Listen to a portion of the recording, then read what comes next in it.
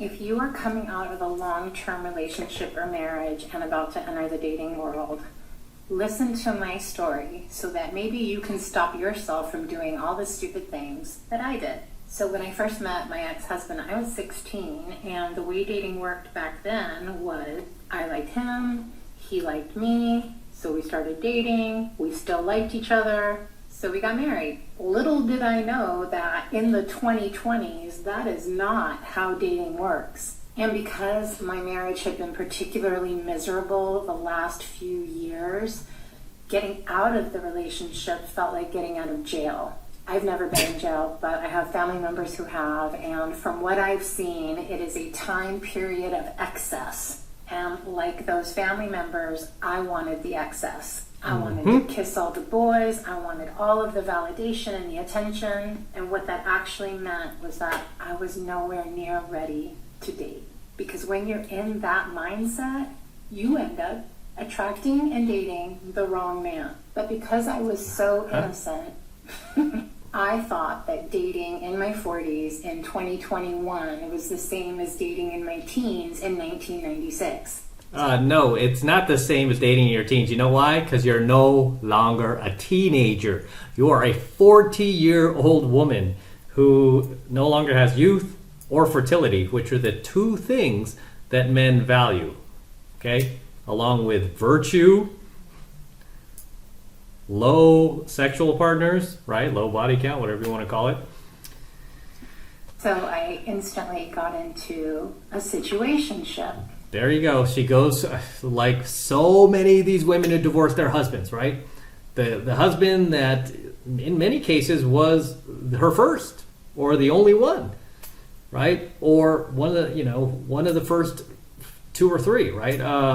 She goes from that being married for, and having not been with any other penises for a couple of decades, to suddenly jumping in bed with new dudes.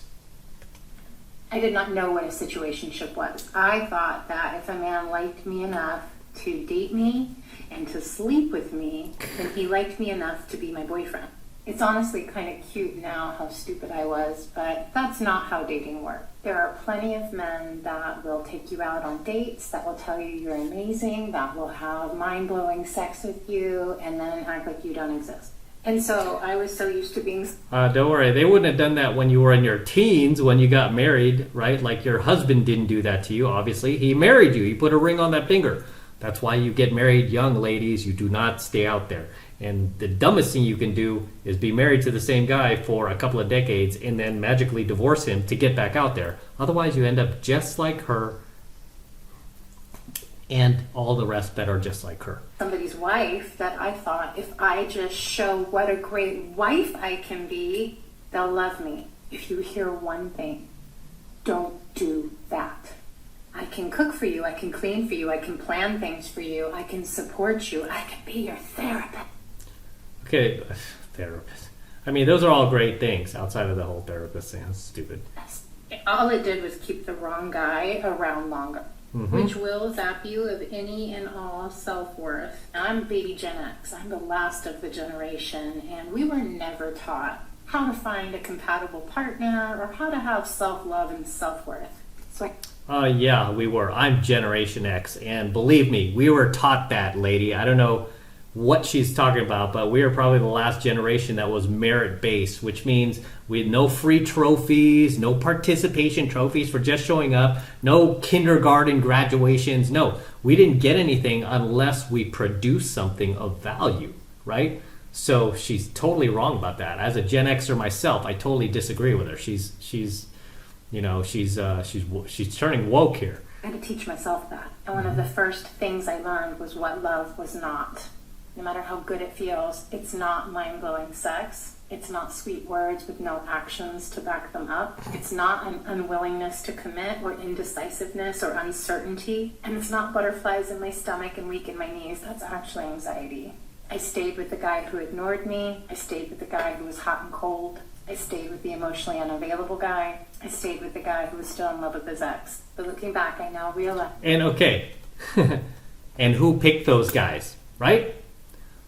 Who picked those guys? She stayed with the unemotional guys. Listen to what she said, fellas. Yeah, I stayed with the unemotional guy, the bad boy, the guy who just used me for sex, the guy who left me.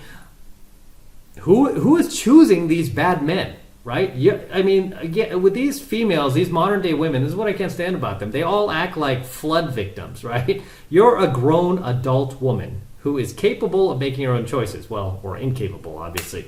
And you are choosing to forego the nice guys because, I mean, even this chick, right? I guarantee she's had orbiters in her friend zone since the day she turned 13 that are probably still there wanting to marry her. Or probably dudes who found out the day she got divorced were willing to leapfrog towards her and be like, marry me, I'll marry you now. Are you ready? Are you ready? Right? These blue pill beta males that these chicks at any age have no respect for. So she completely ignores those guys and does what? Goes after the bad boys. Right?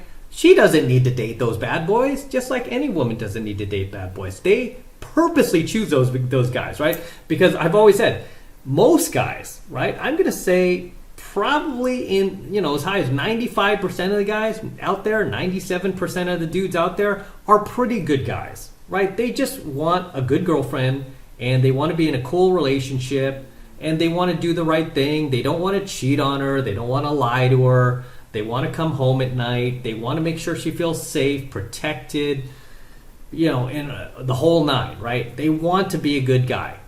Whereas 3% of the guys out there don't want to do any of that, and they just want to have sex and use these chicks for what's between their legs and, ejaculate and evacuate. That's all they want from these chicks. They don't want any relationship. They don't care what happens to them. These guys are some selfish sons of bitches, right? That's 3% of the dudes out there. And so you have to wonder, these chicks will just ignore 97% of the dudes out there who are mostly good guys and purposely go out and find the 3% that are just dirty, rotten scoundrels and date those guys and then complain about the fact how, oh my gosh, I didn't know it was like this and play victim. I didn't know. I just wanted to be somebody's wife. Oh, look what happened to me. I'm so helpless. I'm helpless. Look, I got taken advantage of. No, you chose these jerks. Okay? You chose them. You didn't have to date guys like that. Right? And these guys give off lots of red flags in the very, very early on. It's just hilarious to me how these women just totally just blindfold themselves to all of the malarkey that these guys pull on them that are just like clear as day to anybody, right? Even their own friends will warn them about these guys, but these chicks won't listen. No, he's not like that. They'll like go defend the guy. However, if they're dating a beta male and he steps out of line even one bit, beta Brad steps out one bit, oh my God. She'll be all over him, right? She will be all over him, even though her friends are like, oh gosh, give the guy a break. No, screw him. Oh, he's evil. He's evil. He's a narcissist. It's like, what about these bad boys you've been dating? No, he's a good guy deep down. Right? I don't feel bad for these. I don't feel bad for these chicks. So she left her husband after how many decades, how many years? She left her husband to do what? To get on the carousel. It's so sad. And now she's tainted. Right? Now she's tainted. She doesn't want to be a good wife for anybody. She's like, oh, screw this. Never again. Never again. When she's the one who chose these bad boys. As we always say, why did you even bother leaving your husband? Ladies, does this look appealing to you? I mean, does this look like a better option? No. I mean, it's like leaving a six-figure corporate job where you have a corner office to go work at McDonald's. Still in love with his ex. But looking back, I now realize that was all necessary for me to grow up. And when we know better, we do better. When we know better, we do better. And what was the other jive she mentioned about self-love? Of course, these chicks. They have no problem loving themselves. Forget the kids. Forget the family dog. Forget my in-laws, my husband, things that matter to him. And no. It's all about me. Self-love. Got to take care of me. All right, one more clip. Or no, the next clip. We have two more tonight. Here we go. This is a great question, and we've all been there after divorce. The same person saw us naked for a very long time, usually, and it's a little like, oh, but guess what? The other person doesn't care. I've dated some very young, very hot people. I've dated some professional athletes. They don't care. They're just excited you're getting naked and having sex with them. Okay, she's clearly talking about how she's dated all these like professional athletes and essentially what sounds to be like high value dudes. Why didn't she settle with any of them? Why is she just dating them and having sex with them and then jumping on to the next one? What does that tell you about this woman? She's already grandma age, man. She's got gray hair. She wears glasses. And she's talking about dating younger dudes and, you know, riding the carousel. This is just this is just really repulsive. I mean, I've birthed 4 humans out of this body. You think my stomach looks great? Ugh. No. I don't care. They don't care. I care, right? And most of the guys who have any value whatsoever or any standards for themselves absolutely care. When I see those stretch marks, man, no, game over, right? I don't even like to see that at a beach. Right? I hate to be that dude, but yeah, I don't even like seeing that at a beach. I mean, if I see a chick wearing a 2-piece and I see those stretch marks hanging out, I'm like, man, do you really have to do that to everybody here today? Wear a 1-piece, please. If you got a dad bod, a mom tum, stretch mark, say, like, no one cares. Ugh. They're just excited, as you are, to be having sex. So don't worry too much about it. And, you know, just have fun. Especially if you're in a sexless marriage. Get out there, knock the cobwebs off, and have a good time. All right. Hey, did she just advocate for cheating if she's in a sexless marriage? How about instead of telling these women to go out there and have fun and go behind their husband's back, why don't you tell them to get more fit, to improve their diet, right? Maybe go to the hair salon, maybe get their nails done, right? Learn how to be more feminine, find some more alluring perfume for their husbands. I mean, just things like that, right? Instead of giving these women really self-destructive advice. This is why you ladies don't take advice from other women who have divorced their husbands, because you'll just end up just like them. Okay, last one. I have not dated since 2015, but it feels like I've never dated. These men are talking about themselves the whole date, mentioning their exes. Hey, now you know what it feels like to be on a date with a female, because they do exactly this. Venting to you about work, like emotionally dumping. Really weird and stalkerish. As soon as you don't reply to their messages, they start sending multiples. I'm not Plenty of women do the same exact thing. on a dating site. I never have been, so I've met all of these dates, like very organically. Grocery store, the dog park. All of these men have repulsed me. No second dates. And I'm able to simp because I don't sleep with these people. You get what I'm saying? So yeah, I mean, I don't doubt this chick that she doesn't really need the dating apps. I mean, she's not bad looking. I don't know why she's like dressed in all this winter wear indoors. She should just turn on her heater. I mean, unless she's not paying her heating bill, because she's obviously looks like she's freezing. But I have no doubt that guys are probably cold approaching her or walking up to her or trying to talk to her at the dog park. I mean, she's not a bad looking girl. I would, if I was single and she was a bit younger, I'd probably take a shot at it too. However, as soon as I would read that negative body language, I don't like women who have this. I understand, the female tests and everything like that. I have no problem jumping through those, but when they have this kind of like armor of hurt, where they're almost just kind of like angry at men because of men in the past who've taken advantage of them, which this chick clearly looks like she's been, she's dated some bad boys in the past. I don't want to take on her emotional baggage. So, and the reason why she has this is because she's probably in her like late 30s here or early 40s, I should say, and has probably been around. And now, she's angry really when it's self-projected anger where it should be self-directed anger, right? Because she's the one who chose these guys. But I read negative energy pretty easily when it comes from females, and